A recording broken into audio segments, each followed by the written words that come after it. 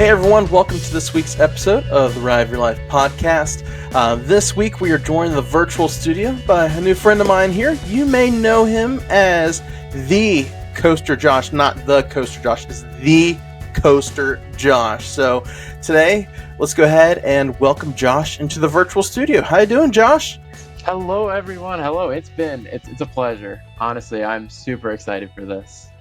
Awesome, man. Well, we're glad to have you here today. And one of the awesome things that just has drawn me to your content is just your heart for the Lord. So let's go ahead and get to know you a little bit. Go ahead and share a little bit about yourself and share a testimony as well. Yeah, absolutely. My name is Josh Nordenbrook. I am 21 years old and I live in Clearwater, Florida.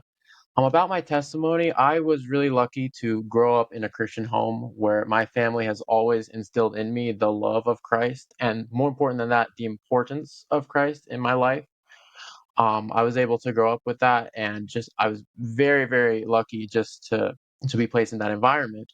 But even though I grew up, as Christian and in the church, I just feel like I'm on a trajectory just to know God more and more as I'm growing up, and He's opening more and more doors for me. I always try to, lead others to Him because what He has done in my life and what He's revealed to me. But it's also not me leading people to Him; it's God working through me. So that's always amazing. So yeah, I try to do that as much as I can in my workplace, and also in my content as well, because roller coasters and Christ should be mixed together. Yeah, absolutely, man. And that's just neat to see how God's given you that passion for coasters and for souls. And just combining the two is just, it's awesome that you're doing that. So, um, you mentioned to me when we were setting up this interview that is your mission, it is your goal to just share the gospel wherever it is you go, whether it's a theme park, the workplace, everyday life. Um, what is that driving force to share the gospel, and how do you share the gospel out and about? Well, I will say a lot of it just happens automatically with God opening doors in my life. Even something, yeah, as small as YouTube, God has used it to bless people. I mean, I'll tell you a story. I even just in my channel description, I have something Christian there. I think it says Jesus is King, and then it's a bunch of Bible verses. I just put that in there one day.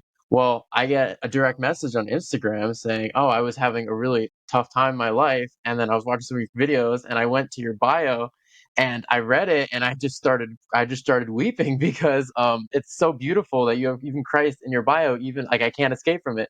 So if it can affect some people like that, that's amazing. Other times I've had people DM me on Instagram just Bible questions just out of the blue, and I'm like, "Oh wow, that's such an amazing I guess responsibility that the Lord's given me, that people are literally coming to me like that." Um, and then also just when interacting with other coaster enthusiasts and them and so forth, not everyone knows the Lord. And if I can just be a shining light, even just through my actions that will point them in the right direction, then I think I'm doing what the Lord wants. Amen. And this is typically a question that we ask at the end of the episode, but I'm going to go ahead and ask you it now. What is a verse that you would claim as your life verse, or was your a verse that you turn to in Scripture that just motivates you to continue to share the gospel? Oh, that is a good question. For me, this changes all the time, and I guess it changes with the stage of life that I'm in. One verse that I really, really like a lot is Ephesians 2, 8 through 10. And it's for by grace are ye saved through faith, that not of yourselves, for it is the gift of God, not of works, lest any man boast. For we are his workmanship, created in Christ Jesus, unto good works that God hath ordained that we should walk in them. I think I said it right. Yeah.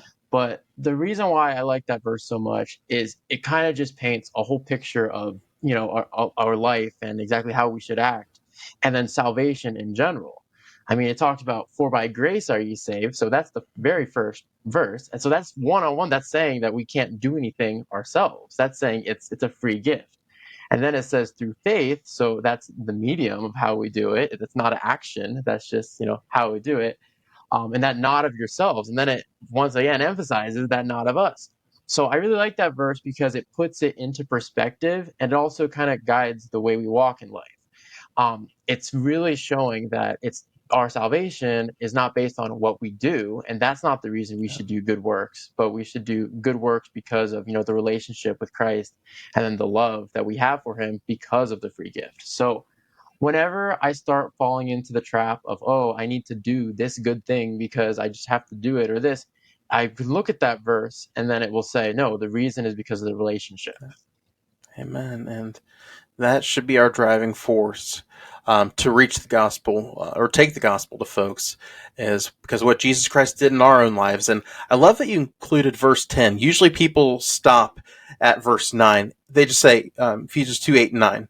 But the part they forget to is we are created in his image, when we are created as his workmanship and created in Christ Jesus. And that's just an awesome thought and a reminder too that we are made in his image, so we need to share him with others. So, and as you mentioned there with that verse, the driving force is simply the cross. And a question that we're asking this season to all of our guests is, what does the cross mean to you?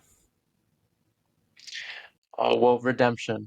It's just redemption of how broken we are, and how, how perfect we can be through Christ. And it just, whenever you think about that, you just it's mind blowing about how an all knowing, all powerful, all existing God um just looks down at us, like little old us, and then just says, "No, I want you," and handpicks us, to be saved like that. That's honestly just amazing. I have no words for it. I can't describe what it means, but I think you get the point.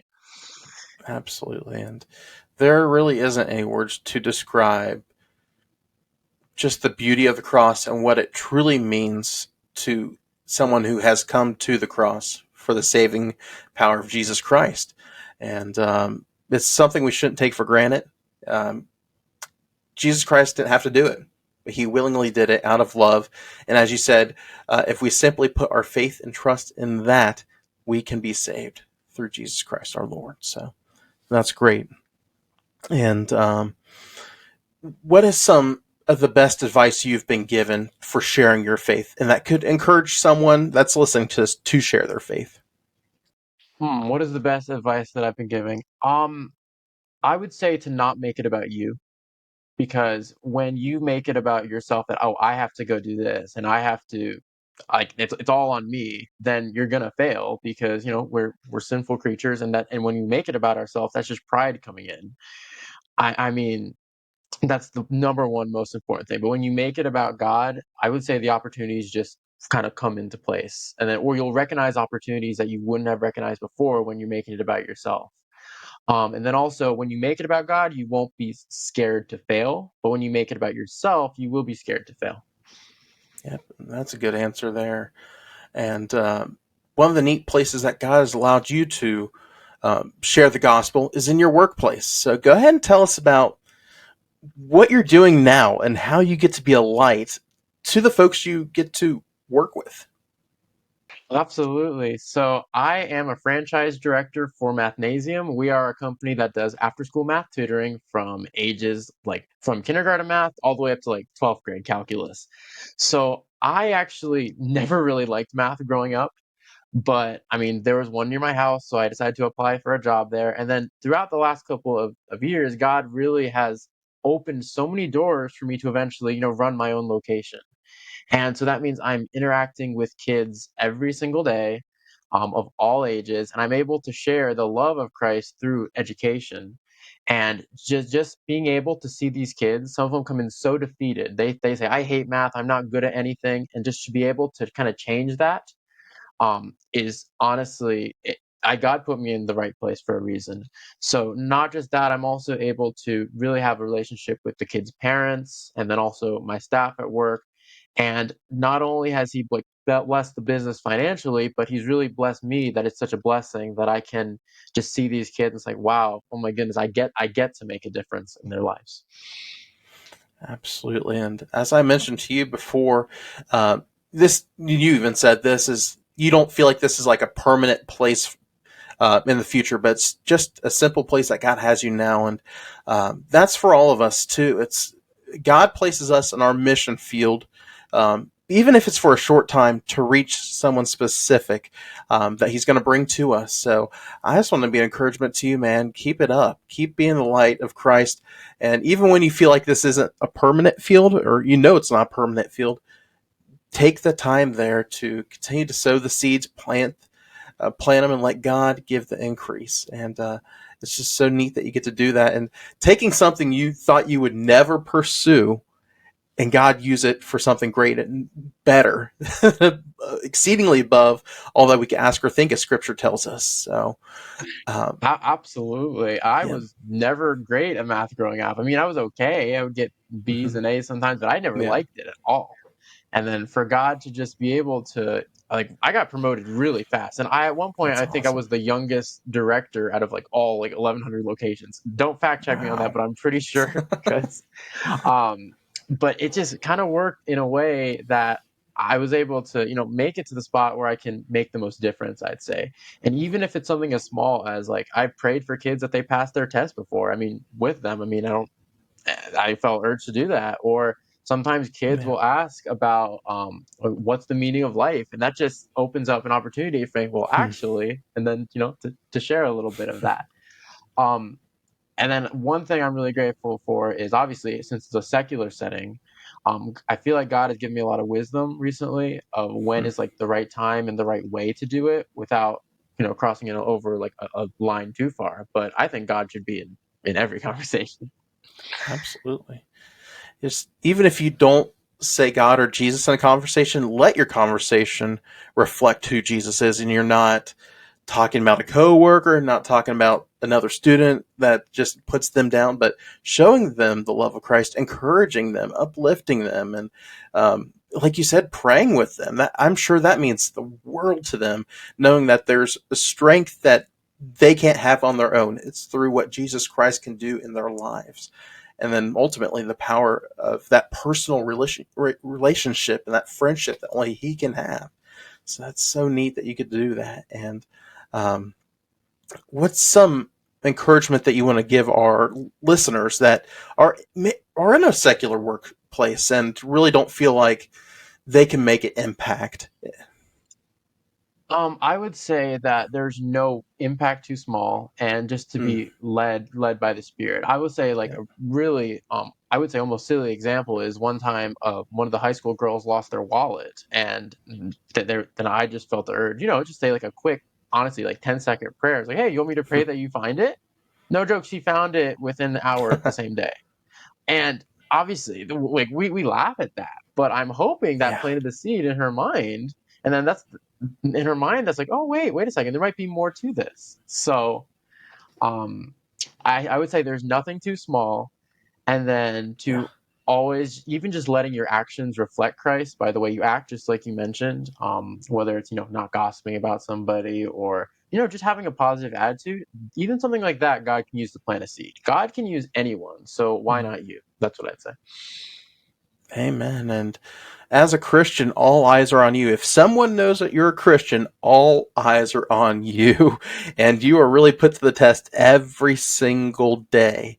And that's why you got to keep your testimony, one that's pleasing to the Lord. And ultimately, when they see you, they see Christ. And then they don't get like a sour taste in their mouth towards Christians. Because our world, if you look at it, they're not a fan of Christians. they're not they're not for Christians because they're a bunch of haters, they're a bunch of gossipers, they're just like me. So what's so different? I could call myself a Christian, but still live the way I'm living. But that's why we need to be separate and be called to what God's called us to do. So it's awesome to hear that report. And again, with the story you shared there about the girl losing her wallet, that many will think that's kind of silly, but it's fun to think that the power of prayer, even for the smallest thing. And just, I've heard stories just like that too, where even parables like Jesus told about the widow that lost her coin, and she prayed, and then it was found, and they rejoiced over it. Just little things like that that God can use to bring people to Him is so neat that you get to do that. And what are some ways, you kind of mentioned it earlier, but what are some ways that you've been able to share the light of Christ in the coaster community? Oh, in the coaster community, well. Obviously, I sometimes try to end my videos as much as I can with a Bible verse. I've been called just to do John 3:16 recently. I don't know Mhm. why, but so I took out my exit, like little exit song, and I've been putting that verse in Yeah. there. I felt called to do that. I don't know if it's done anything yet, but that's where faith comes in as well. Mhm. Um, Also, I don't know if I mentioned this, but I have a verse in my bio that I've had a couple people just respond to me on Instagram with, "Wow, that really that made my day, seeing that you're another Christian kosher enthusiast. I'm gonna work harder now." Or I also get sometimes people will DM me on Instagram asking for Bible questions or saying, "Hey, I'm going through Awesome. a really hard time in my life." And the fact that they would look up to me, of all people, just a random kosher YouTuber, is honestly, it's incredible. Um, and then also just being able to meet people at parks and sharing, the love of Christ, even if it's not explicitly saying it, and hopefully they can see it, and then hopefully that plants the seed, and they can just look into more of it themselves. Awesome, man, and keep it up. And John 3:16 is a simple verse, we all know it, but just the power of that verse, that God loved us so much that he sent his only son to die in our place, that if we simply put our faith and trust in him, we can have eternal life. And just the power of the easiest verse in the Bible will go far beyond what we can ever imagine. So that's awesome, man. Keep it up. And absolutely. And let's go ahead and turn towards your content now. Go ahead and tell us how you got started, what you're doing, and what the future looks like for Coasters with Josh. Absolutely. Well, I started my channel. Ooh, what is it? Maybe I think I was in 10th grade or maybe ninth grade. And the reason I started it was I thought it would be fun. I've always loved theme parks. And I also really liked theory-based videos, especially when it deals with like business and really looking at the data and summarizing. So I watched a lot of those non-kosher videos, and I was like, oh, I can make a couple of those. So I put out my first video way back. It was called the Virginia Kosher War. I made it on iMovie. It was just a slideshow, and then I just recorded it with my phone, or I think it was like my dad's phone because I didn't have a phone at that time. Okay. And I think I got under the covers, recorded it to get the best audio. And I was like, "Whoa, people are actually watching this! Oh my goodness!" So I made another one, and then it kept going. And then I said, "Oh wow, people are actually watching this. This would be a pretty cool hobby to do." And over the years, the channel has definitely grown. We're almost at 7K subscribers now, so we're Awesome. growing at a decent rate. Obviously, when I was in high school, sometimes the workload is too much, so I can't make videos. But now that I'm in postgraduate, so master's degree now, I have a little bit more free time because the flexibility. So I've been trying to crank out a short every day and then a video every week. Um, if I would like describe my content, I would say it's very segmented into like two categories. So YouTube Shorts is either like short videos, well, obviously, like mini theories that I would do. Whereas the long form, I really want to dive in depth. So I almost have like vlog content in the shorts, and then like really in depth videos for the long form. And trying to see which direction that's gonna go is very interesting because I get a lot of return on investment with short videos. They do pretty well. I think one I just Cool. posted about roller coaster rodeo over at Fiesta, Texas. I posted 2 days ago. It's at 100K views. So like, Wow. okay, that's pretty good. So maybe my channel is gonna move into that direction, but I'll always make the long form, really theory based videos because I like those a lot. Nice. And before we continue on with your content there, I got to ask, what is your coaster count currently? Try saying that I 10 am times at one. fast. I am at 142. Nice. And what's your top five? I'll go ahead and make it easy. What's your top five? Okay, I have a very controversial number 4 and 5, but I'll start with number one. Okay. Number one is Velocicoaster, Jurassic World Nice. Velocicoaster. I absolutely love that ride. I love launch coasters. I love theming a lot, and you'll Mm-hmm. notice as I'm going down. Um, it's just fantastic. Intamins are great. The best restraint. I Mm-hmm. love it. My second favorite coaster would be Stardust Racers at Epic Nice. Universe. The dueling is so good. Mm-hmm. It's not super intense. I don't get why people say that, to be honest, but it's just fun. The whole ride screams fun. I love it. Night rides are good. Day rides are good. Anything's good.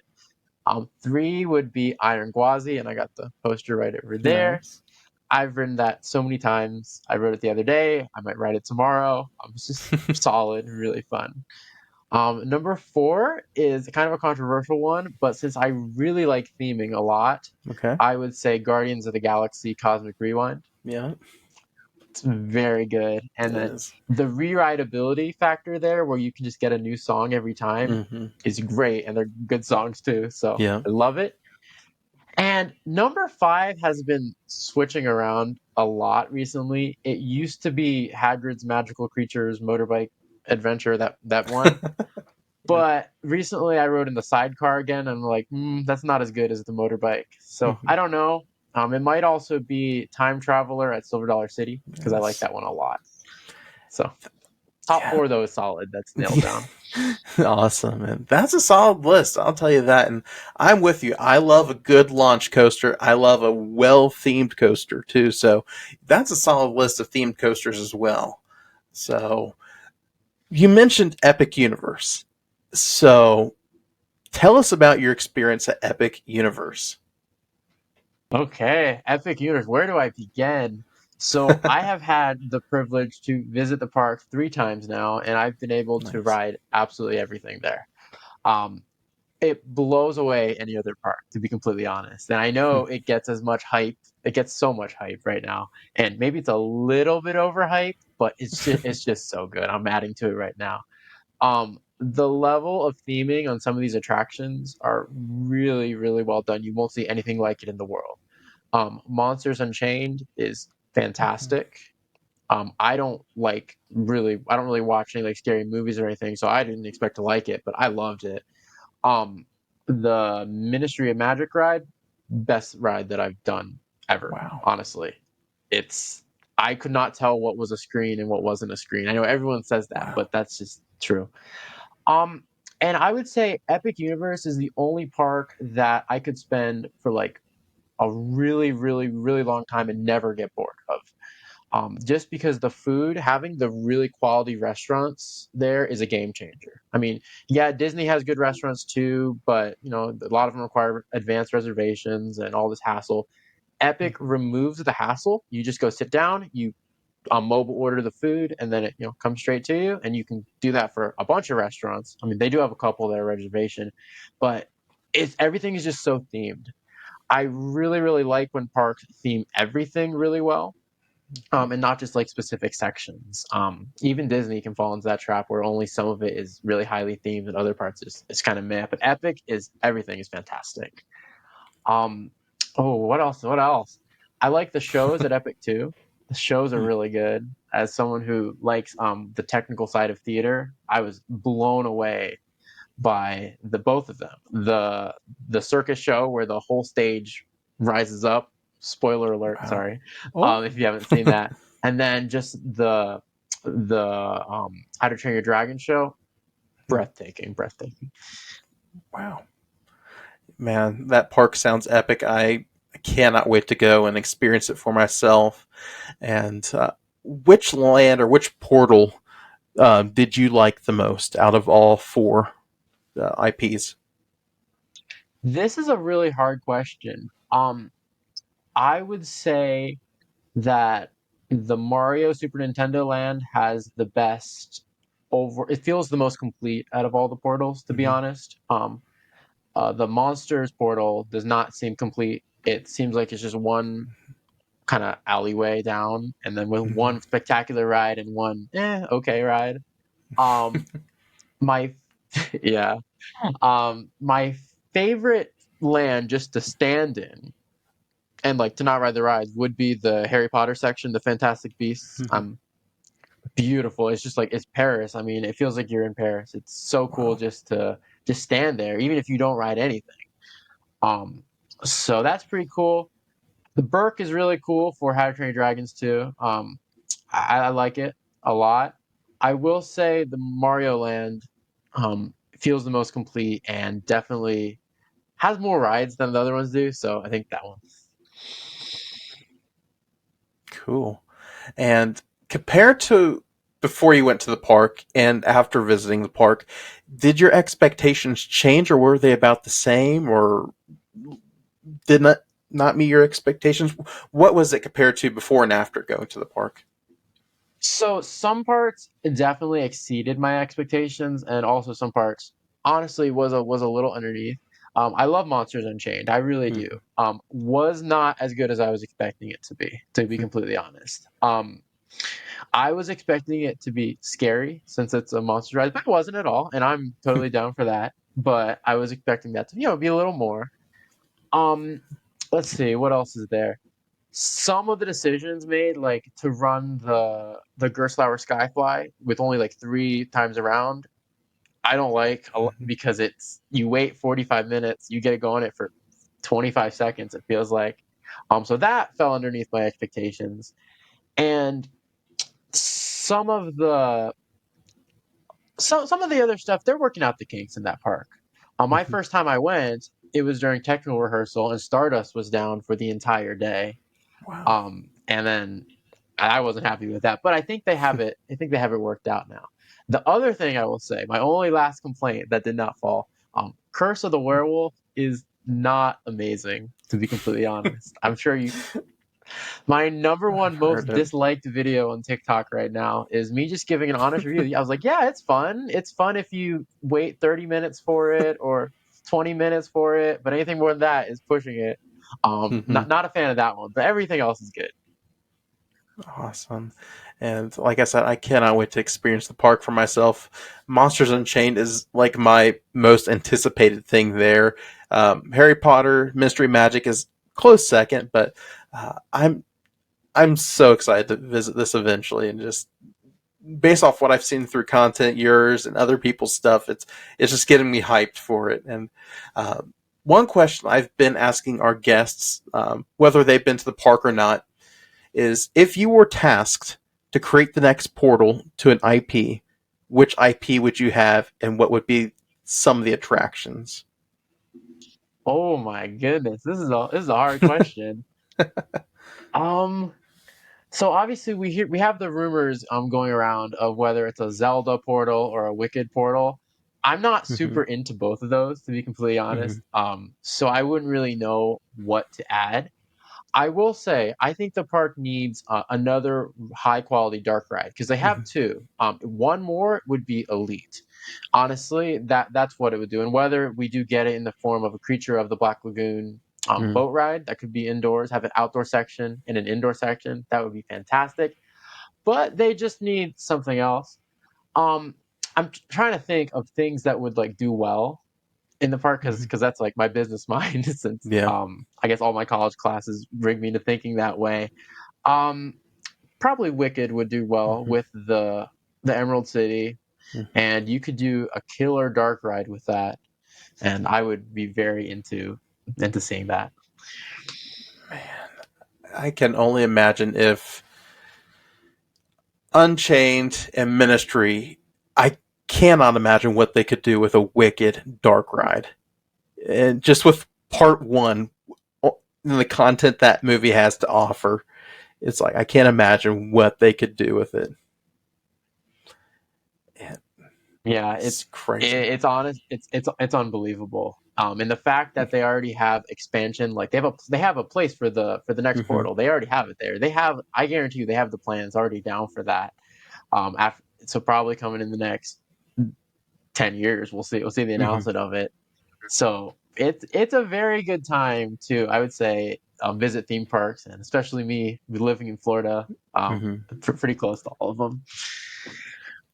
Cool. And I know your content's a lot of theories in the parks. So my theory question for you. Universal's cooking up something in the front of the park at the studios. What do you think is coming to replace Rip Red Rocket? Which Oh my IP goodness. coaster do you think is Yes. coming? I actually do have a video coming up with this on my channel Mm-hmm. soon. I interviewed a bunch of different people, got their opinions, and I actually have made concept art for what I think it's going to be. Maybe you can add Okay. that in in post-production. Right here. But I think we're going to be receiving a Ghostbusters themed coaster. I think it's going Okay. to have I would say it's either a top hat or a vertical lift and the loop. So they're gonna keep that essential portion of it.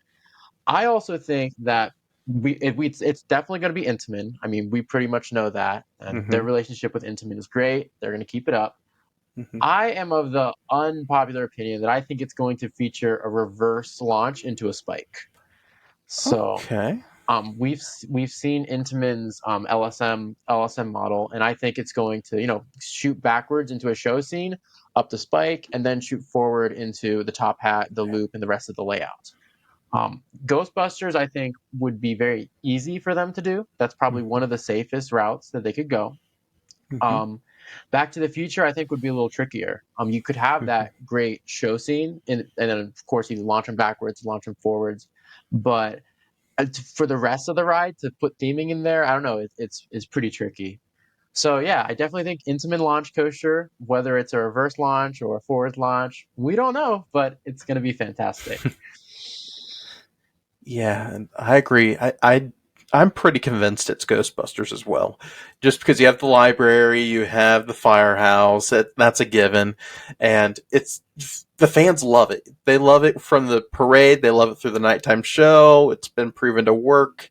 It's a nostalgia property for the studios, and I can't even imagine because I'm seeing all these pictures from BioReconstruct and all these other people that construction they took out all the trees by Rip Ride, the Blue Men, and um, Hard Rock, and all that. So pretty much you're almost up against City Walk with what they're opening up to. So I can only imagine what this is going to be like. So it's going to be awesome. And Back to the Future, I hope they do something with Springfield since that contract's kind of ending and move that back there. But there's other IP rumors for that area as well. But I definitely think they're going to lean into the Back to the Future theme eventually. They have mhm, most parts work in a 5 to 10 year plan. Universal's almost at a 10 year, almost always. So mhm. they definitely have some Back to the Future stuff coming.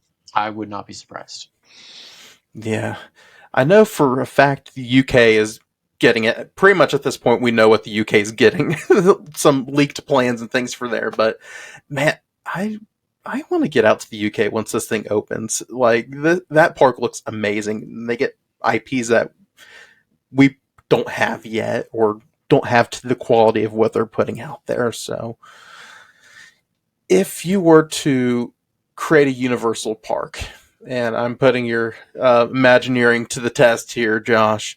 Um, which IPs would you like to include in a future Universal park? I would like to see James Bond Mm, as one of the, at least that would work really well for a dark ride. We've hmm seen Revenge of the Mummy work really well as an indoor coaster. I think a James Bond coaster would be pretty cool. Um, I would have so much fun creating fan art for that. I'd like to come up with a ride system and all that stuff. The nerd hmm in me would go crazy for that. Um, we are could see more Minions in the future. I think that's very Yeah, likely. Minions is very popular. I don't know how pleased you'd be about that or me, but I like I think they're Minions, all right. but Yeah. I could see them any sort of thing that is like super cartoony like that is really hmm easy for them to do well. That's why Super Nintendo World works is because it's not Yeah. hard to make things look like plastic. So they can put a lot of effort into that. Oh, what other things or other movies? We did mention Wicked. That would be cool to see hmm with Wizard of Oz. And to be completely honest, I'm not that big of like a movie guy, so I don't know hmm that much cinema. I cannot tell you the last movie I watched, mostly because I'm so busy. Yeah. But one thing I'd really like to see would be to see more custom themes. So to be hmm more custom lands, because I mean, monsters. Some of the stuff in monsters, first time we're seeing it, Yeah. and also even with Stardust Racers, seeing that custom theme of the whole storyline and everything, and then theming with it is amazing. So I think Universal should at least in every new park they do one custom kind of land or theme just to see how it works, and hmm chances are it's usually going to be successful.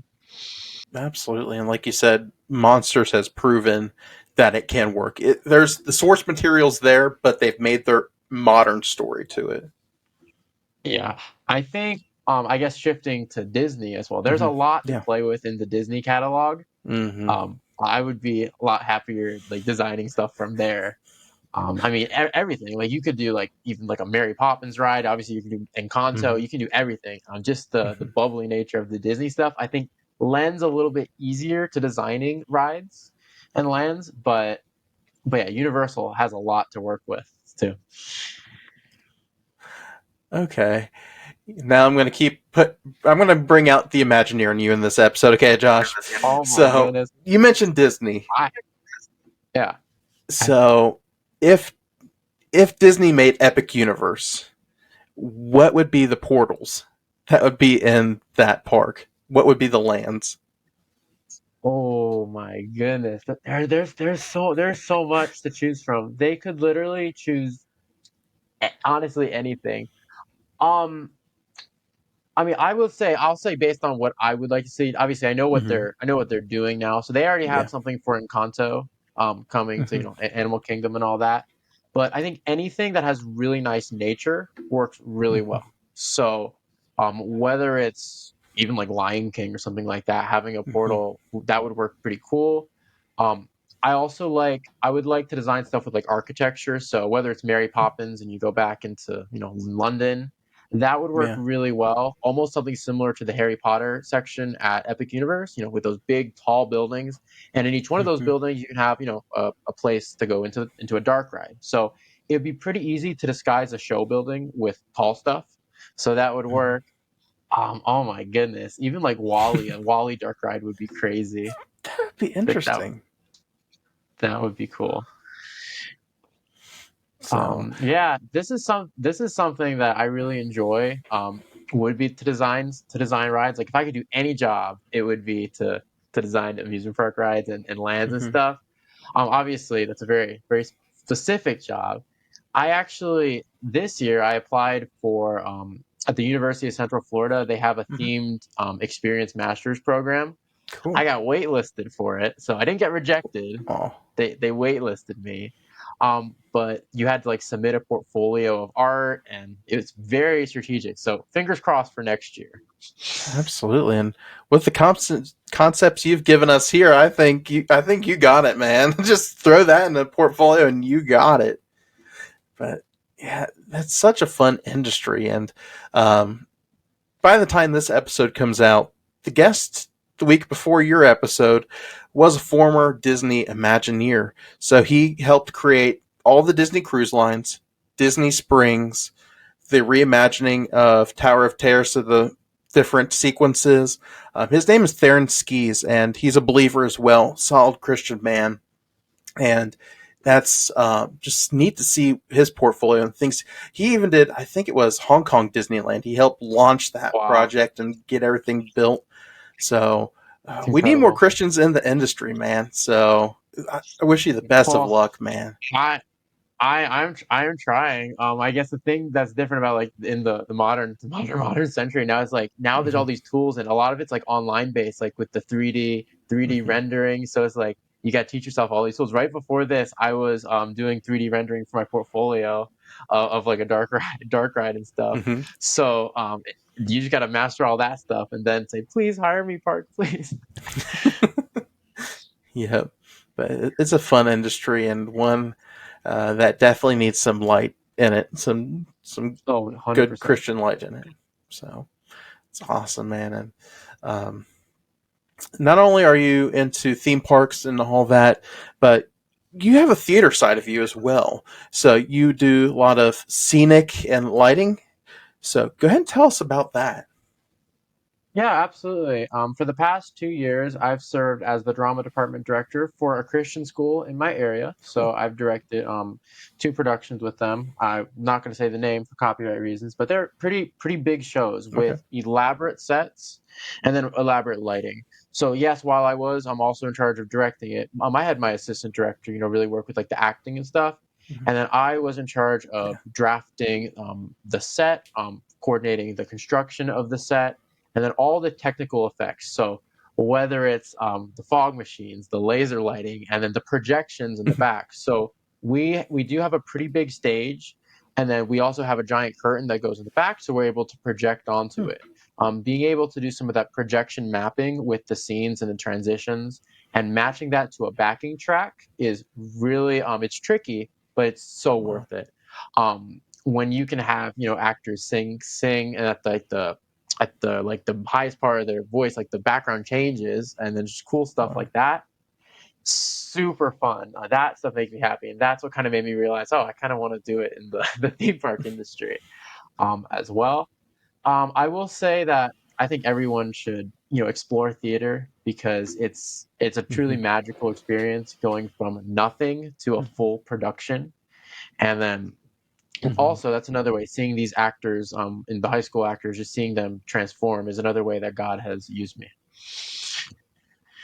Yeah, that's really neat, man. And so I'm assuming you did a lot of theater, like growing up, and like whether in school or community or church or anything like that. Yeah, I was always interested in that. I was in a couple of productions, mostly community theater productions. And then throughout high school, Cool. I'm always in the production. In fact, I was Willy Wonka for our Willy Wonka production in high school. That was fun. Nice. Um, yeah, and then that's what kind of made me realize, okay, it would be cool to kind of try to put on one of these shows. And then the ones I've Hmm. done have been very successful, the highest attended that we've had. So I was like, okay, wow. So that little kid who like loved Hmm. theater, like, wow, look at him now. Um, when I was younger, I did a lot of church productions, Cool. which is pretty cool because you can lead people to Christ with those. Hmm. I had one that we did one we wrote the director was like in movies and stuff, like he was a pretty big guy, famous, and he wrote a custom production for our church, and he wrote one of the Cool. roles around me, so I was very happy with that. When I was younger, I was in a commercial. I wanted Oh, to be an cool. actor for a while. That was a big thing. um, so that was pretty cool. And then recently for my mathnasium, I was also in a commercial for our local one that just aired locally around. That's so awesome, man. And I grew up doing theater. I still do like drama and stuff through church. And what's your favorite show? I guess which show you've been in, and which show you love seeing or listening to the music to? Oh, absolutely. Oh my goodness. There is so much here. I would say that the favorite one that I've been in was when I was pretty young. This was maybe like seventh grade, sixth grade. Hmm. Josh, he was in a production of Chitty Chitty Bang Bang, which was Nice. really cool because I love all the music from that. That was Hmm. fantastic. And then just seeing the different sets because and that's a very interesting production because almost Hmm. there are a lot of different scenes in it. There's a lot of completely different backgrounds from the circus to the candy store to a castle to the streets of like a Bavarian village to the ocean. Like one of the scenes is in the ocean. That takes a lot of technical expertise to be able to craft a set around that. So I was astonished when I was in that. What are some of the ones that I like that I've seen recently? I've seen Come From Away. I don't know if you've heard about that. Yeah. I liked it a lot because it showed what could be done with a minimal set. Their set is just Hmm. chairs and tables, and then they Yeah. make an astounding production. I tend to like a lot of the classics for musicals. Hmm. So whether it's like Mary Poppins, My Fair Lady, Fiddler on the Roof, those are all Hmm. fantastic. And I also tend to think that the older the musical is, the better music it has. Hmm. Sorry, Hamilton and Yeah. all that stuff, but Yeah. I like the classics. Yeah. Yeah, one of my favorite shows I've ever been in, and one of my favorite musicals is The Music Man. So I was Winthrop Peru as a kid in sixth grade, and I just love that story. Just a classic, wholesome story, and that's another good one with good music, a good Americana feel to it. Yes. So yeah, that's been one of my favorites. And um, have you heard of or been to Sight and Sound Theater? I have watched a lot of them on the Hmm. computer. So, obviously, there's one in Branson that Hmm. I could not get tickets for when I was out there because they were completely sold out when I went to Yeah. Silver Dollar City. And then obviously the one in Lancaster. I have seen all of them online with my family. I absolutely love Hmm. it. In fact, one of them I saw in the theaters because they were, I think it was David or Daniel, one of them. Yeah. They broadcasted in all the theaters. I absolutely love it. if I live near there, I would audition to be in one of those. Those look fantastic. Mhm. And some of the music is really, really solid. Like they don't Yeah, spare any expenses for that. So yes. yeah, and I agree. David's probably one of the best ones recently. Just the music that David was meant for a musical. His life, a lot of the source materials and the Psalms he wrote, and just his life.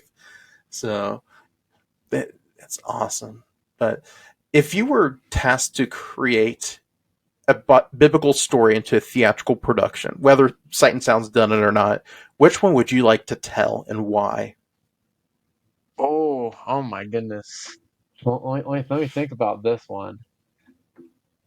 Hmm. I would definitely want to do something Old Testament rather Mm-hmm. than New Testament. I think you can do that with a lot more class, because Mm-hmm. whenever you portray Jesus, you have to be very, very careful. Yeah. And some Christians won't even touch that. And I would like to err on the side of caution, so I'd do something Mm-hmm. Old Testament based. Um, I would say probably Daniel. I would love to try my hand at doing a Daniel one because there's a lot to that story. Mm-hmm. Um, there is so much and so much overlap between other stories as well, and Mm-hmm. even prophecy and all that stuff. That would be fantastic. I would also like Joseph is one of my favorite Mm-hmm. stories, but I Yeah. think the Sight and Sound Joseph is already so good. Mm-hmm. I wouldn't want to. I don't think I could do better than that. Um, and I would say out of all the Sight and Sound ones, what I would try to do a different take, well, not a different take, but Mm-hmm. do a little differently would Yeah. be the probably the Moses one because Yeah. there's just so much to cram into it. I don't think they were able to fit in as much. So do a 3 hour, 4 hour version of that. Get all the information in. People will be sleeping bored, but they'll get everything in. Yeah. And I agree about the Moses one. It seems like they tried to put so much in such a little time, you really can't do it. So I'm interested to see their take on Joshua, basically picking up from the Red Sea to the walls of Jericho, Rahab, all that. So it'll be interesting. But Absolutely. well, I cannot wait. I always see all of them, and then they're also good. Even the older mhm, ones, like Ruth is really well done too. mhm. Yeah, and they brought back Noah, reimagined it a little bit, but they're just so awesome to visually see the Bible and the gospel come to life. And like you said, you got to be careful with the life of Jesus a little bit, but just to see his sacrifice on the cross and just the hope that we have in him is just so neat. And that's why I love doing the Easter dramas and stuff at my church, is just getting to help share the gospel with somebody who probably would never step foot into a Sunday morning sermon. Yeah, I think the ministry that Sight and Sound is doing is incredible. Mm-hmm. They're truly doing everything to the glory of God. Mm-hmm. And you can just see it, and also in God is blessing it. I mean, Yeah. you look at a Broadway show and compare it to the Sight and Sound. Sight and Sound is way more elaborate in their sets, in their Mm-hmm. stages, and you can see how God is just blessing it in order to further His cause. So I guess that's just a testament to if you go towards the right thing, then that God will bless it. Mm-hmm. Absolutely. And as we talked about towards the beginning of our time tonight, God will provide the resources. You just got to be faithful in the little things, and He'll bless in the big things. And honestly, I think Sight and Sound's cast soundtracks are better than most Broadway soundtracks that are out now. Just the quality of the songs and just the heart. There's true heart behind those songs, not just singing them to dance around and put on a good show, but truly they're worshiping the Lord through that. So, absolutely. So, as we bring this time to a close, which it's been awesome to talk with you, Josh, I'm going to go ahead and turn it over to you. If there's any final thoughts, any advice, any thing you want to leave with listeners, go ahead and share that now. I would just try to tell everyone, just set your sights to the Lord and walk in that direction. And I will say I guess he'll meet you there. One of my favorite verses, it's draw nigh to God and he will, draw nigh to you, which is, yeah, God's gonna, honor the effort you put forth. Um, I will. also say it's very important to just have faith and to realize you won't understand everything when it comes to Christianity. I mean, whether it's specific doctrine things or just things you won't understand, realizing that it's okay, and that's the role that faith comes in, and then also surround yourself with godly believers. Um, I'm realizing that it is okay to not know everything because you won't, because we're humans on this earth. It can give you a lot of peace of mind. So definitely that, and then just go towards God because He's going to honor that. Amen. That's some good takeaways and thoughts there. For our listeners this week, just look to the Lord and not lean on your own understandings. Proverbs 3, 5, and 6. And He'll lead you where He wants you to go and to reach who He wants you to reach in this world. So, good stuff, man. And each Saturday, we like to highlight a song that means something to us. What song would you like to highlight this week for our song spotlight? Oh, um, this I listen to a lot of Christian music. Josiah Queen is really good. I'm sure you hear about him a lot, but the song "I Need You More" is really good. Because that's we need God more within our lives. It's so simple as that. I would say that's one song I'd like to highlight. Um, I also like there's a song called "Open Arms" as well. I think it's by Gavin. I like the theology better in "I Need You More" by Josiah Queen. That's why I'm choosing that one. Yeah, we'll go ahead and highlight that this week. I Need You More by Josiah Queen will be our song of the week. So, all right, man. And to wrap things up here, how can folks get connected with you, whether it's your videos, your social media content, however you want to promote yourself? Go ahead and plug yourself, man. Absolutely. Well, you can find me at the Coaster Josh on YouTube, Instagram, and TikTok. I am on all those, and I would really appreciate any support that y'all give. I guess the more support I get, the more like exciting opportunities of content I can make, like getting invited to media days and so forth.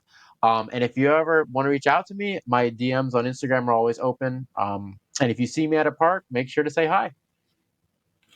Awesome. Well, we do appreciate you coming on today, Josh. We want to wish you the best, and we're excited to see how God's going to use you in the days ahead. So keep it up, brother. Thank you so much. God bless.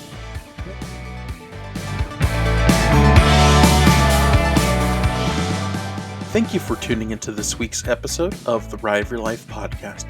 We hope it was a blessing, help, and encouragement to you. Stay connected with ROYL on Facebook, Instagram, Threads, and TikTok. Simply search Ride of Your Life Ministries. You can also visit our website, rideofyourlifeministries.com, for the latest news and updates, as well as our merch shop. Be sure to stop by our YouTube channel. Simply search Ride of Your Life Ministries for this episode and others from previous seasons. And you can also find future content there as well. We hope you'll join us next week for another great episode of the Ride of Your Life podcast. God bless.